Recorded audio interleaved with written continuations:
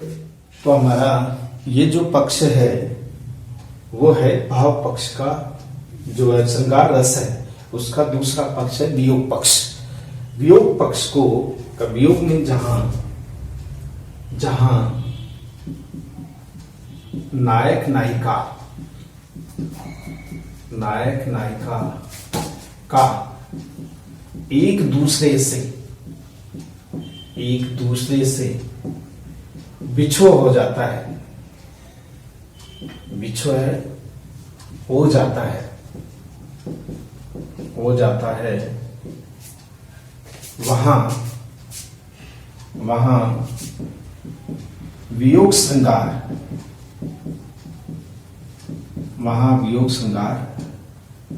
की प्रधानता होती है।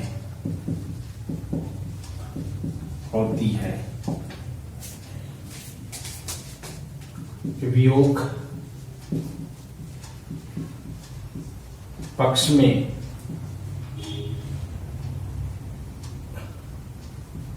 नायक नायिका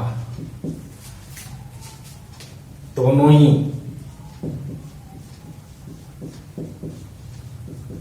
वियोग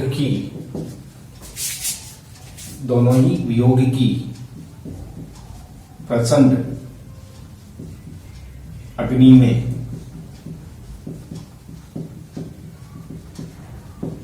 जलते रहते हैं। यानी वियोग पक्ष में जो नायक नायिका है दोनों ही प्रचंड अग्नि में जलते रहते हैं। विद्यापति ने भी वियोग पक्ष का आकर्षक वर्णन किया है। वियोग पक्ष का भी आकर्षक वर्णन कवि विद्यापति ने किया है। वियोग की मूल 3 अवस्था मानी गई है। वियोग की मूल 3 अवस्था मानी गई है, जिसमें पूर्व राग, दूसरा है प्रवास या पूर्व राग के बाद में मान आएगा, मान के बाद में प्रवास।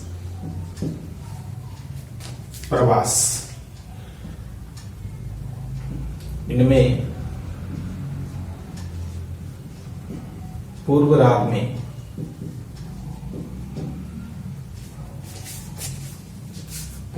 में नायिका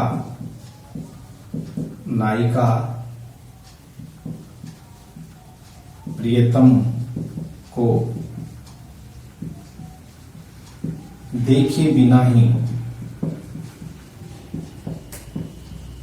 प्रेम हो जाता है।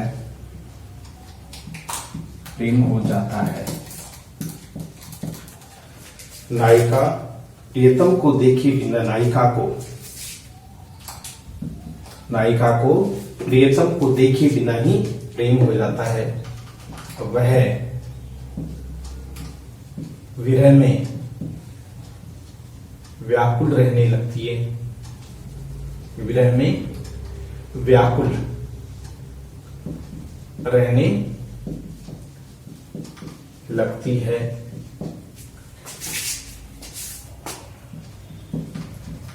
मान में नायिका रूठकर नायक से दूर चली जाती है। मान में नायिका रूठकर नायक से दूर चली जाती है, ताकि नायक उसे मनाने आए, है ना। तो ये भी एक विरह का पक्ष है, ताकि उसे विराने आए। प्रवास में नायक नायिका को अकेला छोड़कर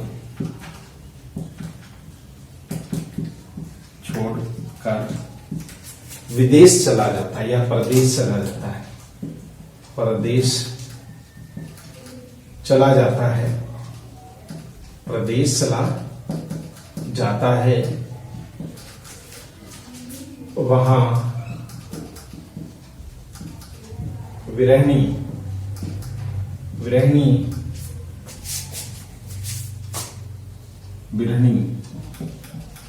वियोग में तड़पती रहती है।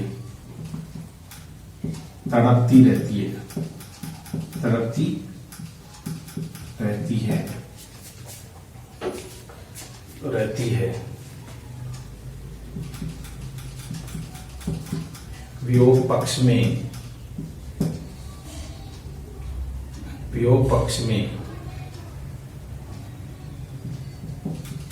मार्मिकता तब बढ़ जाती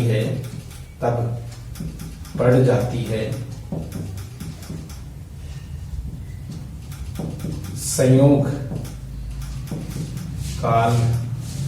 संयोग काल का कोई दृश्य सामने आ जाता है तो वह विरह में भर उठती है, विरह में बढ़ जाती है, सामने आ जाता है। जैसे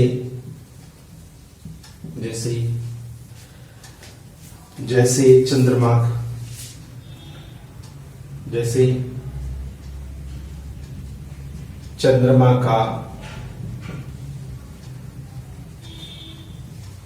अस्त होना या उदय होना, तारे श्रीहीन होना, विरह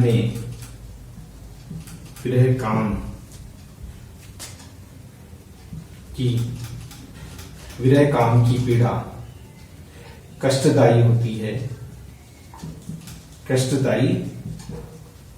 है।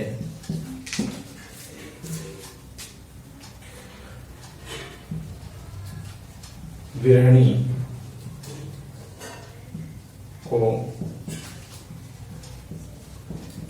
सरोवर में खिलने वाले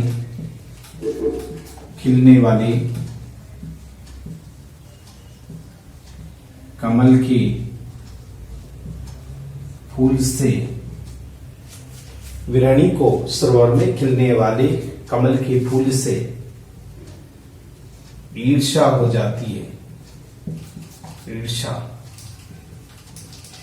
या खिलने वाले कमल के फूल से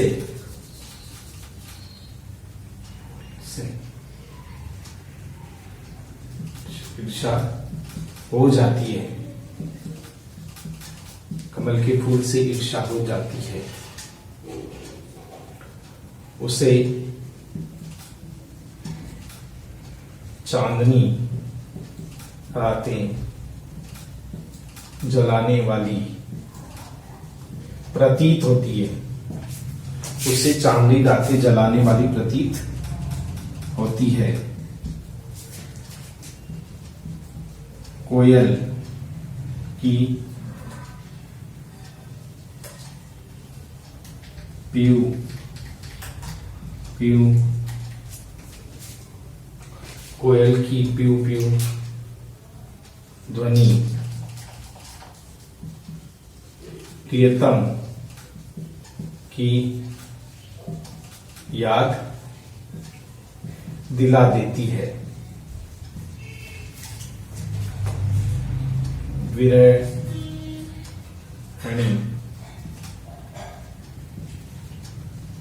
आंसू भरकर कोयल से न बोलने का आग्रह करती है या विरहिणी का प्रियतम प्रदेश जा रहा है तो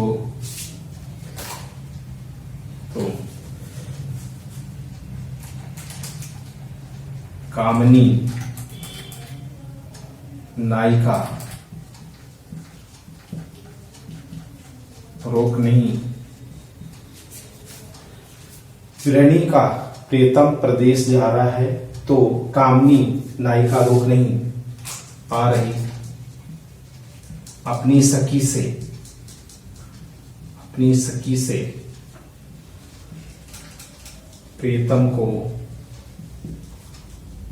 न जाने का अनुरोध करना चाहती है। ये बताओ, ये सभी वियोग पक्ष को ही दर्शाते हैं। देखिए, जहां नायक नायिका में एक दूसरे के से बिछोड़ जाता है वहां वियोग श्रृंगार की प्रधानता होती है। वियोग पक्ष में नायक नायिका दोनों ही वियोग की प्रचंड अग्नि में जलते रहते हैं। विद्यापति ने भी वियोग पक्ष का आकर्षक वर्णन किया है। वियोग की मूल 3 अवस्थाएं मानी गई है, पूर्व राग, मान और प्रवास। इसमें पूर्व राग में नायिका को प्रियतम को देखे बिना ही प्रेम हो जाता है, वह विरह में व्याकुल रहने लगती है। मान में नायिका रूठकर नायक से दूर चली जाती है ताकि नायक उसे मनाने आए। प्रवास में नायक नायिका को अकेला छोड़कर परदेश चला जाता है, वहां विरहिणी वियोग में तड़पती रहती है। वियोग पक्ष मार्मिकता मार्मिकता तब बढ़ जाती है संयोग का कोई दृश्य सामने आ जाता है, वह विरह में भर उठती है, जिससे चंद्रमा का अस्त होना, तारे का श्रीहीन होना, काम विरह की पीड़ा कष्टदायी होती है। विरहिणी को सरोवर में खिलने वाले कमल के फूल से ईर्ष्या हो जाती है, उसे चांदनी रातें जलाने वाली प्रतीत होती है। कोयल की पीऊ पीऊ की ध्वनि प्रियतम की याद दिला देती है। विरहिणी आंसू भरकर कोयल से न बोलने का आग्रह करती है। विरहिणी का प्रियतम प्रदेश जा रहा है तो कामनी नायिका रोक नहीं पा रही, अपनी सखी से प्रियतम को न जाने का अनुरोध करना चाहती है। ये सभी क्या है, वियोग पक्ष को प्रदर्शित करने वाले भाव हैं जो कवि ने बड़े ही आकर्षक रूप में इन्होंने प्रस्तुत किया है। न जाने का अनुरोध करती है। नायिका ने श्रृंगार करना छोड़ दिया है।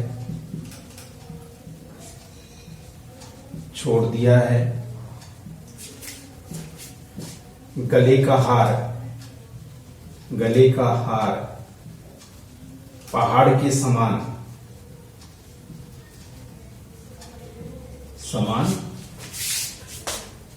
हो गया है। गले का हार पहाड़ के समान हो गया है। तो इस प्रकार से ये भी एक दृश्य है जिसको दिखाया गया है। तो इस प्रकार से ये पहाड़ के समान हो गया है। नायिका ने श्रृंगार करना छोड़ दिया, गले का हार पहाड़ के समान हो गया है। अब हम इसका उदाहरण देखते हैं कि उदाहरण किस रूप में कवि ने हमारे सामने रखा है। ये उदाहरण नायिका की विरह व्यथा को प्रकट करने वाला उदाहरण है। जब नायक नायिका से अलग होता है तो उस समय दोनों के मन में किस तरह की विचारधारा उत्पन्न होती है, इसी को इस वियोग पक्ष में सामने रखा है। अब हम वियोग का उदाहरण देखेंगे। कौन सा उदाहरण आवश्यक है जो हमारी परीक्षा की दृष्टि से भी याद करने में भी सरल हो, जिनको सरलता से हम याद कर सकें। तो ये भाग विरह का वियोग पक्ष का चल रहा था। ये उदाहरण है जो वियोग पक्ष को दर्शाता है। काप शरीर, काप शरीर, धीर नहीं, धीर नहीं, मनमाही, धीर नहीं मनमाही, ये वियोग पक्ष का है। अवधि नियर, अवधि नियर, भेली आई,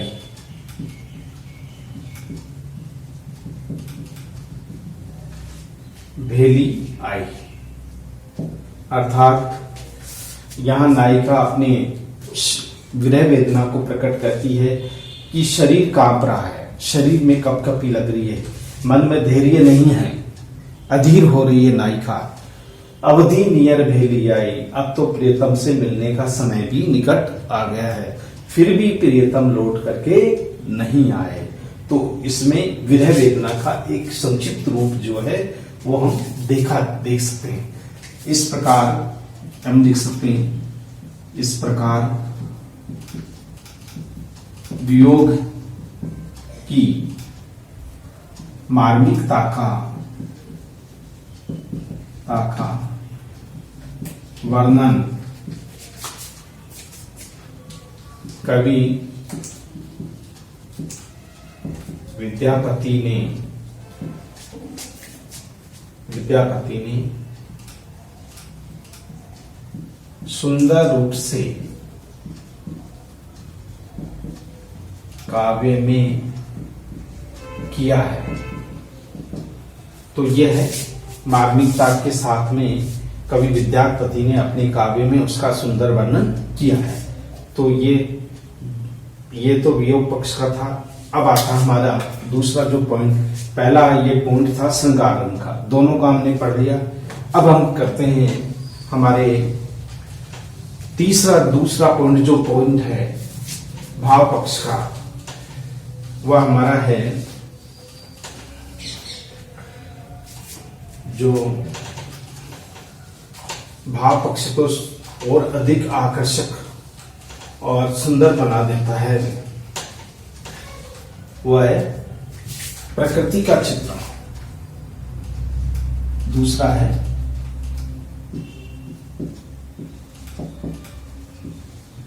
प्रकृति का चित्रण। ये भी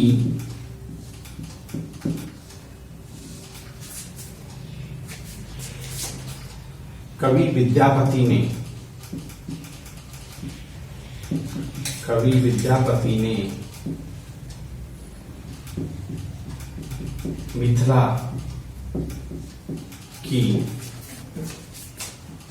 मिथिला की अमराइयों का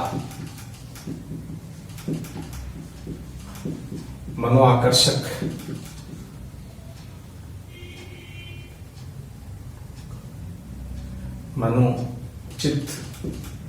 मनोचित वर्णन, मनो के अनुसार मनोचित वर्णन किया है।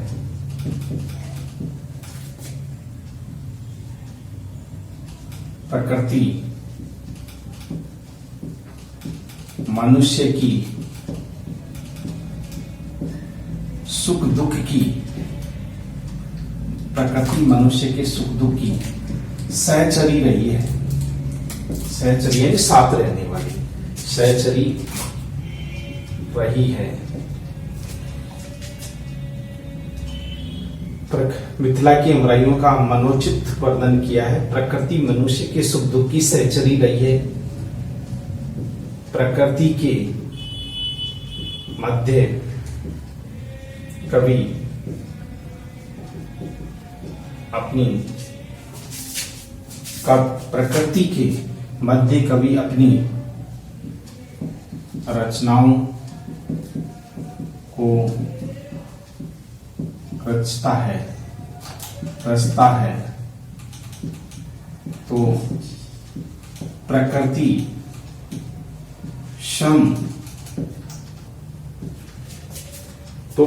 श्रम काव्य का विषय बन जाती है।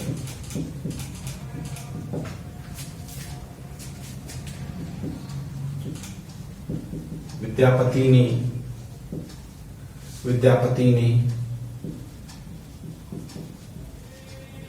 मिथिला के प्राकृतिक सौंदर्य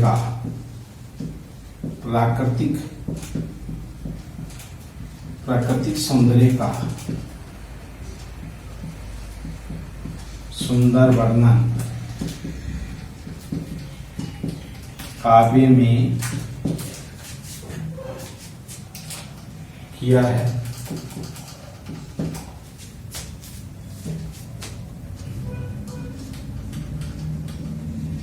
प्रकृति के आलंबन व उद्दीपन रूप को प्रकृति के आलंबन में उद्दीपन रूप को काव्य का आधार बनाया है।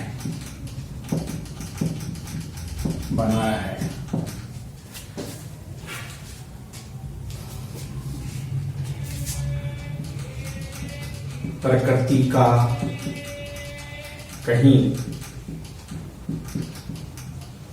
का कहीं सौम्य रूप सामने आता है तो कहीं प्रकृति कहीं सौम्य रूप में सामने प्रकृति का कहीं सौम्य रूप सामने आता है तो कहीं प्रकृति का विकराल रूप मन को विचलित कर देता है,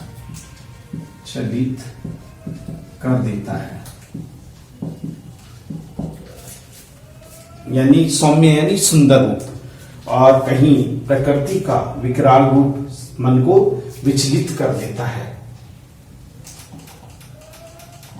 प्रकृति में फूलों का खिलना,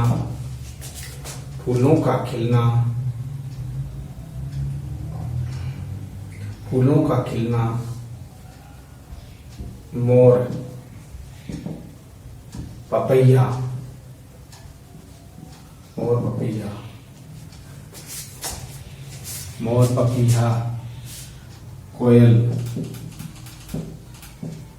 कोयल का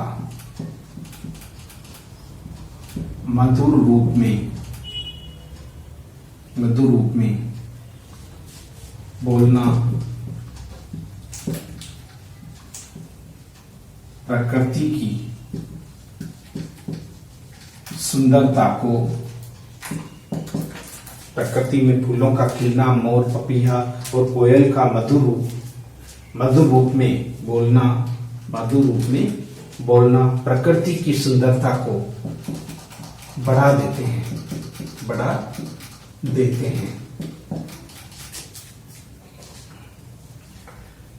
आदिकाल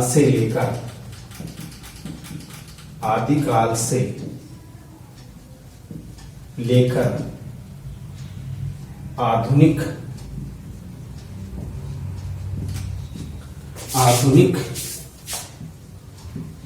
युग के कवियों ने प्रकृति को अपने काव्य का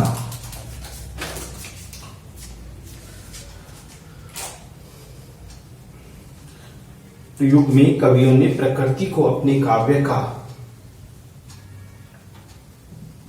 काव्य की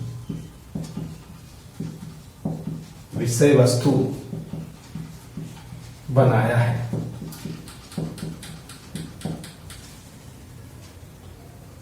नायक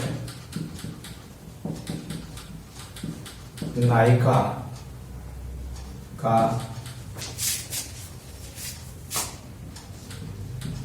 प्रेमालाप इसी प्रकृति के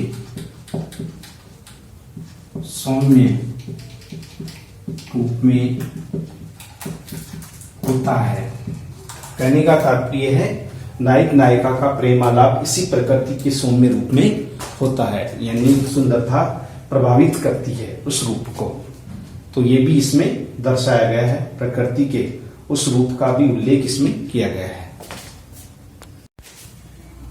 तो प्रकृति का जो प्रेमालाप है, नायक नायिका का प्रेमालाप इसी प्रकृति के सौम्य रूप में होता है।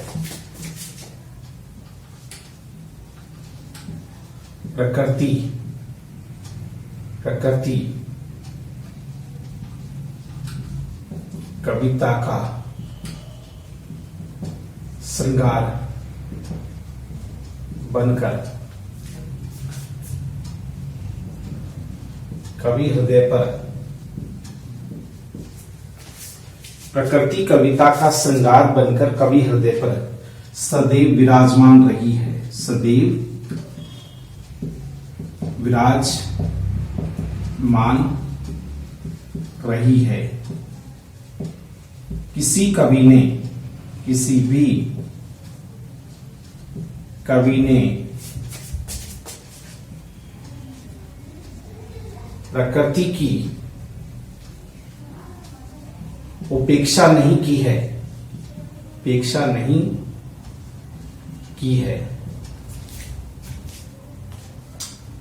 किसी भी कवि ने प्रकृति की उपेक्षा नहीं की है।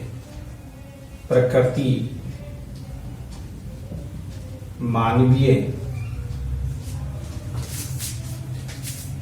मानवीय भावों को सुंदरता प्रदान करने में अपना अमूल्य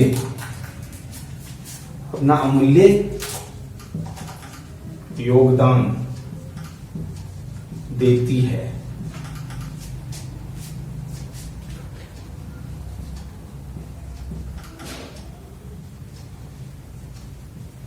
कालिदास की मेघदूत रचना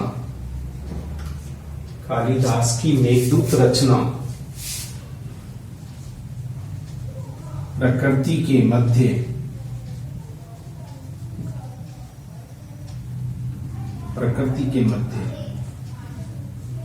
रची गई प्रकृति प्रधान रचना है।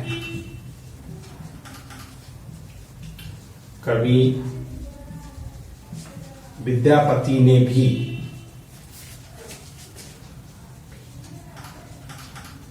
प्रकृति को काव्य रूप में स्वीकार किया है। यानी प्रकृति ही हमारे काव्य को नया आयाम देती है, प्रकृति ही एक नया विषय हमारे को सामने रखती है। तो ये सभी प्रकृति के अपने आयाम हैं जो हमारे सामने प्रस्तुत किए गए हैं। फूलों का खिलना, मोर का बोलना, ये प्रकृति के अभिन्न, हम जो प्रकृति में रहते हैं मनुष्य, वो भी प्रकृति का भी अभिन्न अंग है। भला प्रकृति से अछूता कैसे रह सकता है कवि? वो अपनी कविता का एक सुंदर विषय बनाता है प्रकृति को। कवि आपने आधुनिक काव्य में अगर पढ़ा हो तो हमारे सुमित्रानंदन पंत जो प्रकृति के सुकुमार कवि कहे जाते हैं, हमारे कवि कालिदास जिसने कालिदास ने मेघदूत की रचना की, जो काफी रचना है वह भी प्रकृति विषयों पर है। तो ऐसे ही कवि विद्यापति ने भी मैथिली यानी मैथिली जो प्रदेश है, उस मैथिली प्रदेश में या अमराइयों में जो मिथिला की अमराइयां हैं, उन मिथिला की अमराइयों का मनोआकर्षक चित्रण इस प्रकृति के रूप में किया है। अब इसका हम उदाहरण देख लेते हैं कि उदाहरण किस रूप में आ सकता है हमारे सामने। वह उदाहरण हमारे प्रकृति का ही चित्रण जो हमारी पाठ्य पुस्तक में ही संकलित है, उसी का उदाहरण हम इसमें लेंगे ताकि हमें किसी तरह की कोई समस्या न हो।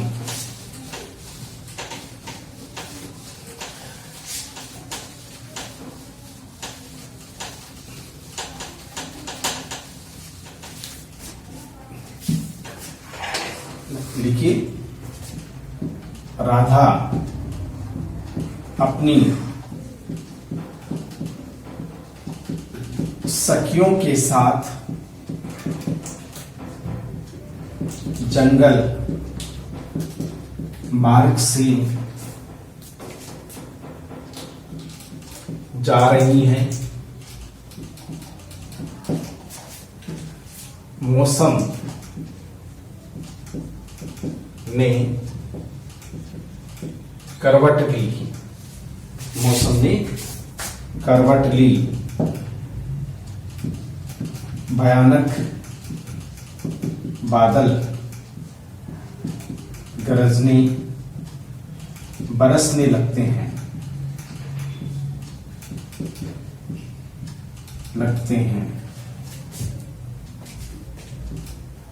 राधा का मन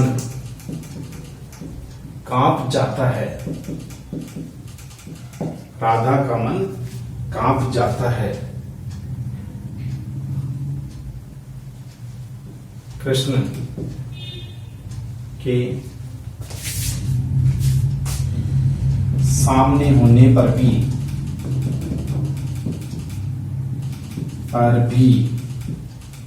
वह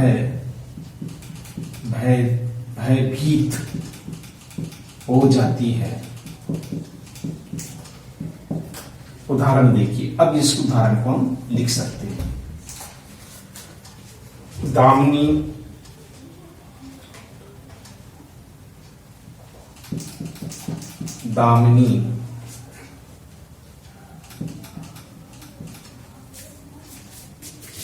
आप तुलाइली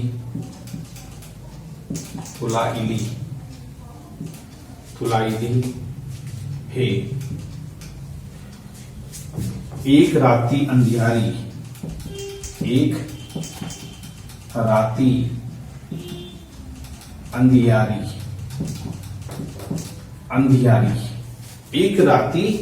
अंधियारी बनई विद्यापति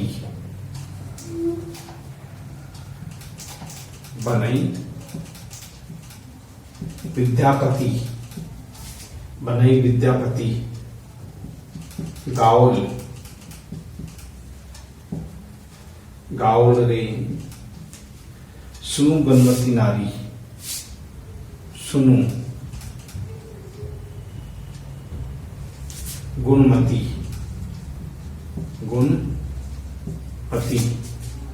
नारी।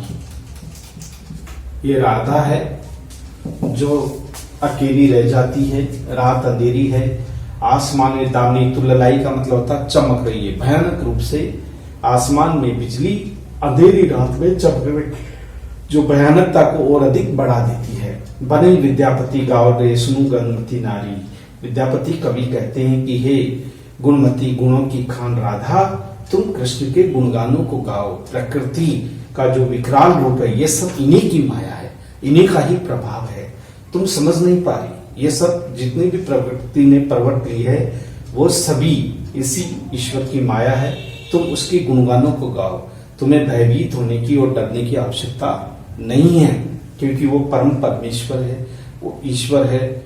वो केवल तुम्हारी एक तरह से राधा को एक तरह से वो परीक्षा ले रहे हैं, है ना। इसी का उल्लेख इस पद्यांश में प्रकृति चित्रण में किया है। तो इस प्रकार से ये राधा का एक दृश्य है, हमारी पाठ्य पुस्तक से ही ये पद्यांश हमारा लिया गया है। अब देखिए प्रकृति के बाद में आता है वह है तीसरा हमारा जो पॉइंट है, पहले श्रृंगार का था, दूसरा प्रकृति का था, अब हम लेते हैं तीसरे में वह है भक्ति भावना, यानी कि भाव पक्ष ही चल रहा हमारा तीसरा पॉइंट है भक्ति भावना। भक्ति भावना ये भी हमारा, यानी कवि विद्यापति, वही एक विवाद था ना कि विद्यापति भक्त कवि हैं या श्रृंगारिक कवि।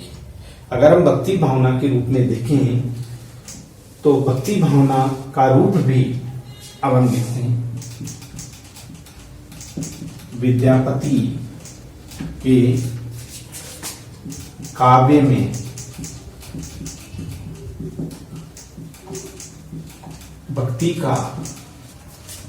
भक्ति का अनूठा स्वरूप प्रकट हुआ है।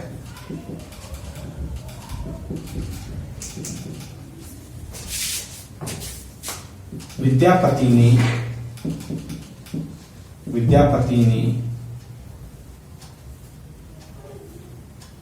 राधा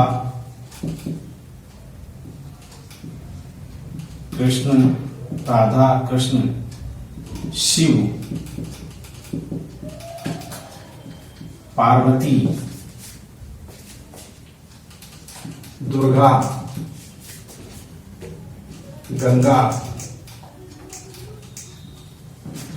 गंगा जो गंगा नदी है, गंगा, सरस्वती, गणेश,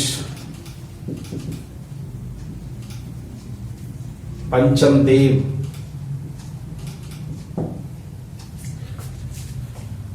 विभिन्न देवी देवताओं, पंचम देव आदि देवी देवताओं की स्तुति की है। देवी देवताओं की स्तुति की है, यानी कि इनकी रचना दुर्गा भक्ति एक रचना है जिसमें दुर्गा की भक्ति के बारे में बताया गया है। तो इस प्रकार जो भक्ति के रूप में है स्तुति की है, राधा कृष्ण की प्रेम लीलाओं को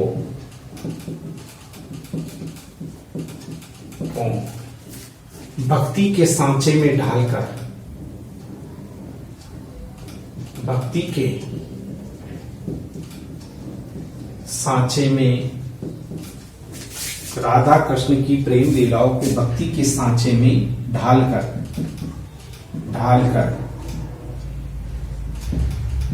भक्ति का नया रूप प्रस्तुत किया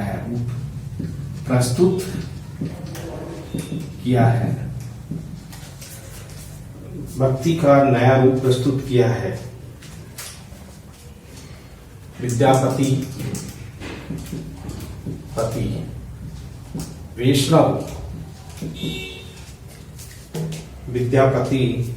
वैष्णव भक्त होने पर भी, विद्यापति वैष्णव भक्त होने पर भी उन्होंने हिंदू धर्म के विभिन्न देवी देवताओं को, उन्होंने हिंदू धर्म के विभिन्न देवी देवताओं को अपने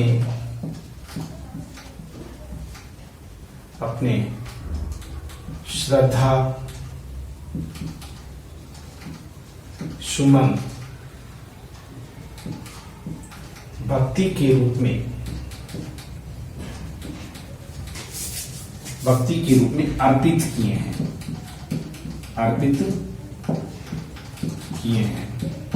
ये हम कह सकते हैं। हिंदू धर्म की जितने भी देव देवता है,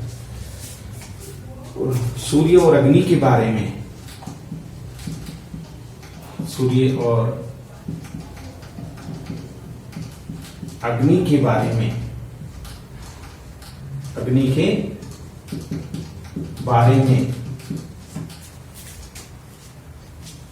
के बारे में कुछ नहीं कहा है, कुछ नहीं कहा है, कुछ भी नहीं कहा है। विद्यापति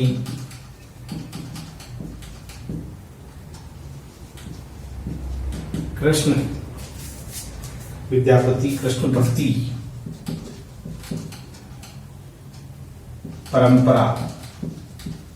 परंपरा के